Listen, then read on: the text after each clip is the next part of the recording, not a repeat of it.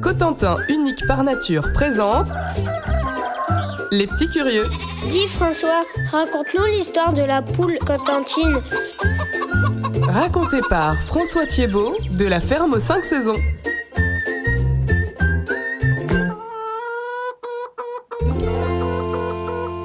Alors la poule cotentine, on peut facilement la reconnaître, donc elle a son plumage noir au reflet vert. Alors nous n'en voyons guère plus dans nos cours de ferme. C'est vrai pour les cotentines, mais c'est aussi vrai pour les poules en général. La disparition des petites exploitations agricoles du Cotentin a contribué donc à la quasi-disparition de la race et puis de la basse-cour dans les fermes. Jadis, donc la basse-cour était faite de petits animaux. Alors bien sûr, là, dans les basses-cours, il y avait les poules, les lapins, les canards et tout ça.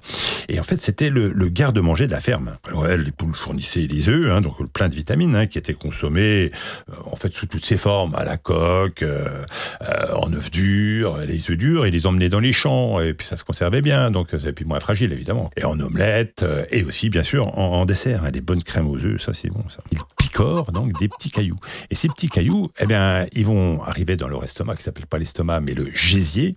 Et dans le gésier, ces petits cailloux vont servir donc à écraser les petites graines, les petits grains de blé que la poule va avoir picoré. Et donc de cette façon-là, nourrir la poule, faire grossir la poule, et aussi donc bien sûr servir à la fabrication des œufs, de la coquille, et du jaune, etc. Bien entendu. Et puis le gésier, c'est ma foi bien bon à manger aussi, évidemment. Tiens, savez-vous comment s'appelle ce qu'il y a sous le bec de la poule ? Ce sont les barbillons. Et puis quand la poule était trop vieille, elle finissait en poule au blanc. La poule au blanc, c'est quoi ? C'est tout simplement la poule au pot, améliorée donc avec de la crème de Normandie, bien sûr. Alors, quand à la ferme, quelqu'un arrivait à l'improviste, on allait voir s'il y avait des œufs de pondu dans le jutieux. Le jutieux, c'est le poulailler. C'est là où les poules se juquent. Et si par malheur, il n'y en avait pas, il fallait bien trouver une solution. On allait faire quoi ? On allait choisir une des poules qui semblait ne plus pondre. Alors là, c'était assez sportif. On essayait de l'attraper, alors on galopait un peu, il y avait de la plume qui volait. Ça, c'est piquant, c'est vrai. J'avoue.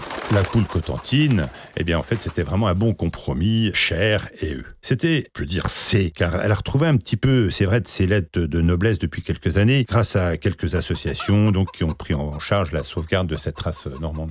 Je disais donc que la cotentine est aussi une très bonne mère poule. Quand j'étais enfant, je me souviens de voir quand même disparaître une poule ou deux et de penser alors que le goupil était passé par là. C'est le renard, tout simplement.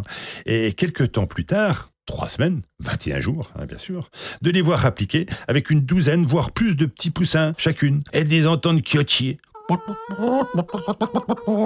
Comme ça, et vraiment, c'est pas le même son que quand elles viennent de pondre, parce que la poule, quand elle vient de pondre, elle est cadoc, comme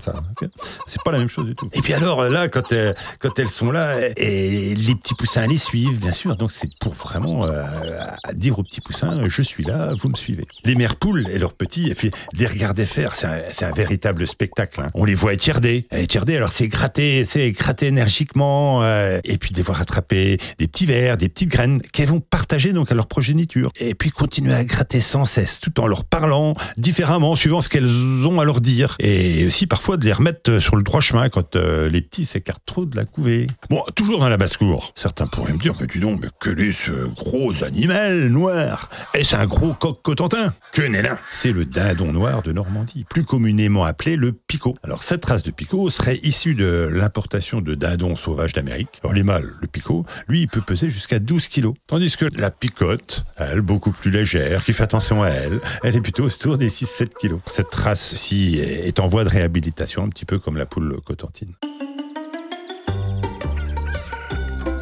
Alors si nous n'en voyons guère dans nos cours de ferme, il en reste quand même quelques élevages familiaux qui proposent donc ces gallinacés pour les repas de fête de fin d'année. Les Petits Curieux. Fait chez Redby comme chez Nord.